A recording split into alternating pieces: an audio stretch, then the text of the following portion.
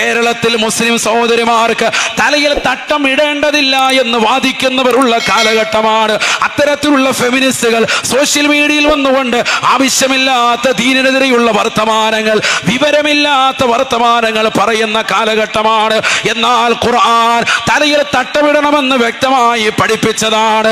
യാ അയ്യുഹൻ നബിയോ ഖുൽ ലിഅസ്വാജിക വബനാതിക വനിസാഇൽ മുഅ്മിനീൻ.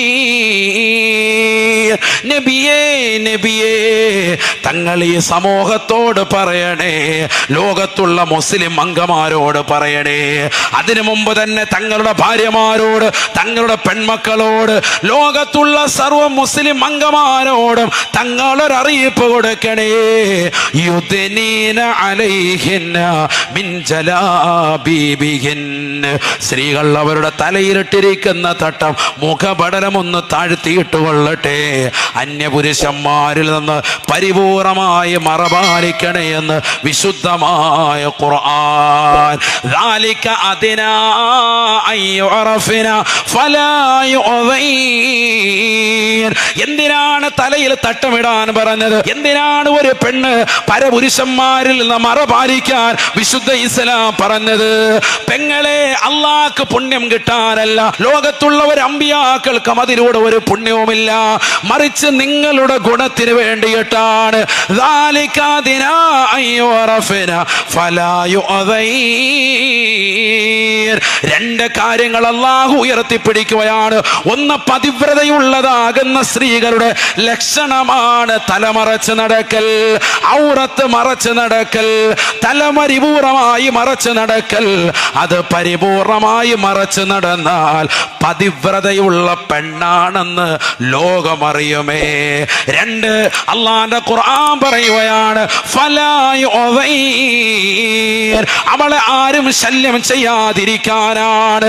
ലോകത്ത് ഒരാളും അവളെ ശല്യം ചെയ്യുകയില്ലത്രേ, പരിപൂർണമായ ഔറത്ത് മറച്ച് നടന്നാലെങ്കിലെന്ന് വിശുദ്ധമായ ഖുർആൻ.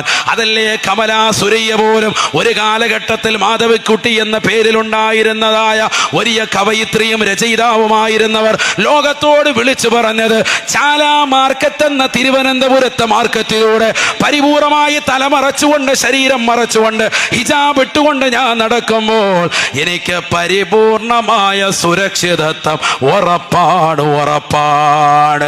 ആരാണ് പറഞ്ഞത്?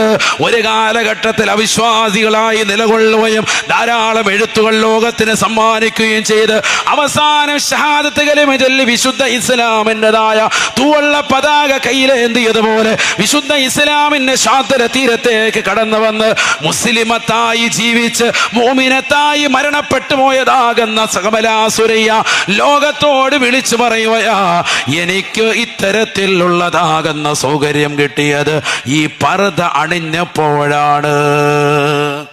ഇവിടെ ചിലര് ചാനലിരുന്നിട്ട് പറയാണ്, സ്ത്രീകൾക്ക് തലമറയ്ക്കാൻ ഖുർആനിൽ ഇവിടെ ആയത്തില്ല. അങ്ങനെ ഒരു ആയത്ത് കണ്ടിട്ടില്ല എന്ന് പറ.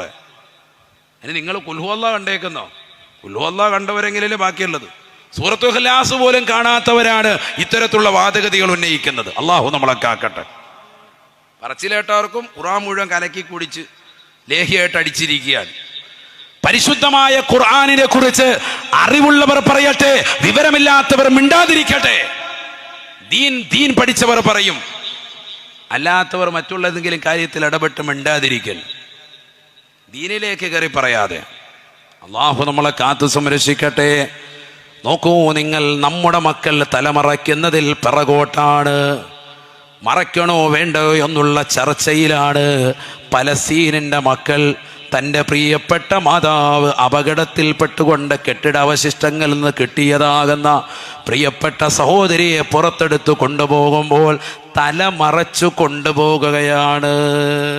ഹോസ്പിറ്റലിലേക്ക് കൊണ്ടുപോകാൻ വേണ്ടി അങ്ങോട്ട് എടുത്തതേ ഉള്ളൂ, അപ്പോഴേ കയ്യിലുള്ള ഒരു തുണി തലയിലിട്ട് കൊടുക്കാൻ വീഡിയോ പ്രചരിക്കുകയാണ് ഇന്ന് സമൂഹത്തിൽ. അതാണ് അവരുടെ ഈമാൻ.